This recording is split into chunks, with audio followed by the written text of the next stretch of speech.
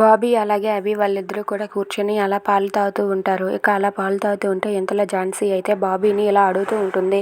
బాబీ, ఏం ఆలోచించావు బాబీ అని చెప్పి అంటూ ఉంటుంది. దాంతో బాబీ అయితే ఏంటి ఝాన్సీ దేని గురించి అని చెప్పి అంటూ ఉంటాడు.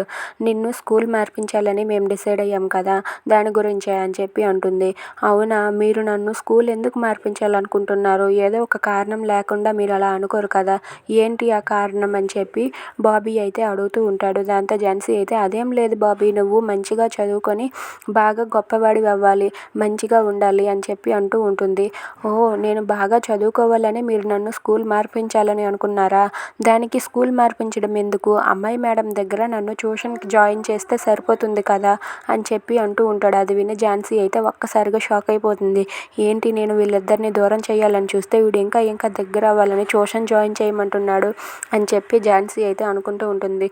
ఇంతలో అక్కడ ఉన్న అభి అయితే బాబీ మాటలు విని, అవును ఝాన్సీ, అది కూడా నిజమే కదా, అమ్మాయి మేడం అంటే వీడికి ఎలాగో ఇష్టం, ఆవిడ కూడా మేడమే కదా, ట్యూషన్కి జాయిన్ చేస్తే సరిపోతుంది అని చెప్పి అభి అంటాడు. ఆ మాట విని అక్కడ ఉన్న ఝాన్సీ ఒక్కసారిగా షాక్ అయిపోతుంది. ఇక బాబీ అయితే నేను అమ్మాయి మేడం దగ్గర చదువుకుంటాను అని చెప్పి బాబీ అంటాడు. అది విని ఝాన్సీ ఏం చేయాలో తెలియక అలా మౌనంగా ఉండిపోతుంది. దానికి మాత్రం అభి అయితే ఒప్పుకుంటాడు. If you like this video please like, share and subscribe. Thanks for watching.